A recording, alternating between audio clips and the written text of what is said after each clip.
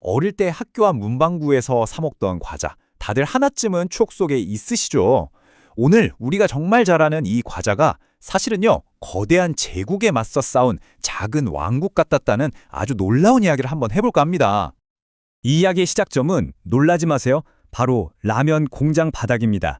네, 맞아요. 아무도 거들떠보지 않고 그냥 버려지던 그 국수부스러기에서 모든 게 시작됐거든요.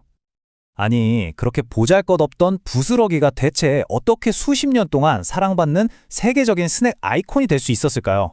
오늘 그 놀라운 여정을 저랑 같이 한번 따라가 보시죠. 자, 이야기는 2차 세계대전이 막 끝난 일본으로 거슬러 올라갑니다. 마츠다 요시오라는 한 사업가의 정말 절박했던 생존기에서 모든 게 시작됐어요. 마츠다 산업의 시작, 보시다시피 정말 순탄치가 않았습니다. 전쟁 중에는 빗자루를 만들다가 전쟁이 끝나고는 먹고 살기 위해서 닥치는 대로 식품을 만들어 팔았죠. 1955년에는 야심차게 인스턴트 라멘을 내놓았는데 이게 처참하게 실패하고 맙니다. 그러다가 마침내 1957년에 학교 급식에 면을 납품하면서 겨우 돌파구를 찾게 돼요. 그런데 말이죠. 이 학교 급식용 면을 만들다 보니까 건조 과정에서 부서져서 바닥에 떨어지는 면 조각들이 너무 많은 거예요. 먹을 게 정말 귀했던 시절이잖아요. 이 부스러기들을 그냥 버리는 게 너무나 아깝게 느껴졌던 거죠. 그래서 직원들이 이 버려지는 부스러기들을 모아서요. 1단계, 이걸 기름에 튀겨서 간식으로 먹기 시작한 거예요. 2단계. 근데 이게 웬일입니까?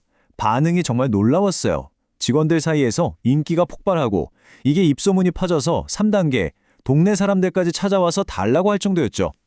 이걸 본 마치다 사장이 이거다 싶어서 사업화 4단계를 결심하게 됩니다. 그렇게 면의 배합이랑 양념을 계속 연구해서 1959년 세상에 없던 새로운 과자인 베이비라멘이 탄생합니다. 가격은요, 아이들도 부담 없이 사 먹을 수 있게 단돈 10엔이었습니다. 그런데 이 베이비라멘이 출시된 1959년은요, 일본 식품 역사에서 정말 중요한 해였습니다. 왜냐하면 바로 그 해에 거대한 경쟁자가 나타나서 모든 판도를 그냥 뒤집어 버렸거든요. 바로 같은 해에 업계의 거인인 니신 식품이 기름에 튀겨서 훨씬 맛있는 치킨 라면을 출시하면서 전국적인 인스턴트 라면 붐을 일으켰습니다. 한쪽은 시골의 작은 회사, 다른 한쪽은 거대 기업. 이건 자본도 기술도 맛도 비교가 안 되는 다윗과 골리앗의 싸움이었던 거죠. 결과는 불보듯 뻔했습니다.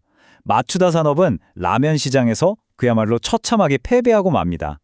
그래서 어쩔 수 없이 자신들이 잘할 수 있는 이 작은 과자 사업이랑 학교 급식에만 집중할 수밖에 없게 된 거죠. 그런데 참 아이러니하게도요, 이 쓰라린 실패가 오히려 회사가 자신만의 독특한 정체성을 만들어가는 아주 중요한 계기가 되었습니다. 그들은 꾸준히 자신들만의 길을 걸어갔습니다. 1973년에는 가격을 올리면서 어린이 과자의 스타가 되겠다는 포부를 담아서 베이비스타 라멘으로 이름을 바꾸고요. 1988년에는 우리에게도 익숙한 상징적인 마스코트 베이비짱을 도입했죠. 그리고 1993년에는 아예 우리는 라면 회사가 아니라 간식 회사다, 이 정체성을 확고히 하기 위해서 회사 이름 자체를 오야츠 컴퍼니, 그러니까 간식 회사로 바꿔버립니다. 이 고집은 제품 개발에서도 드러났어요. 당시에 유행하던 맛을 따라가지 않고 독자적으로 카레 맛, 된장 맛 같은 독특한 제품들을 출시했죠. 비록 큰 성공을 거두지는 못했지만요. 그들만의 길을 가겠다는 뚝심을 보여주는 대목이죠. 하지만 이 과자 사업이 아무리 성공해도 오야츠 컴퍼니는 결코 첫 꿈을 포기하지 않았습니다. 그 꿈이 뭐였냐면 바로 성공적인 컵라면을 만드는 거였죠. 하지만 현실의 벽은 정말 높았습니다. 70년대에 내놨던 미니컵라면도 니신의 비슷한 제품에 밀려서 실패했고요. 수십 년 동안 계속 도전했지만 여전히 라면 시장의 절대 강자 니신을 이길 수는 없었습니다. 정면 승부로는 안 된다는 걸 깨달은 그들은 완전히 다른 전략을 세웁니다. 그건 바로 게임의 규칙 자체를 바꾸는 거였어요. 그렇게 탄생한 게 바로 이 부타맨입니다. 아이들을 겨냥한 작은 컵라면인데 가장 큰 특징은요, 건더기가 전혀 없다는 거였어요. 오직 면이랑 수프 분말뿐. 풍성한 건더기를 자랑하던 니신과는 완전히 정반대의 전략이었던 거죠. 그런데 이 단순하고 저렴한 컵라면이 어린이들 사이에서 정말 폭발적인 인기를 끌었습니다. 과감하게 건더기를 없애버리면서 오히려 새로운 시장을 만들어낸 거예요. 무려 30년이 넘는 도전 끝에 드디어 그들은 라면 회사로서도 인정받게 된 겁니다. 하지만 성공은 회사의 또 다른 변화, 어찌 보면 논란의 여지가 있는 변화들을 가져왔습니다. 자, 이제 현대로 한번 가보죠.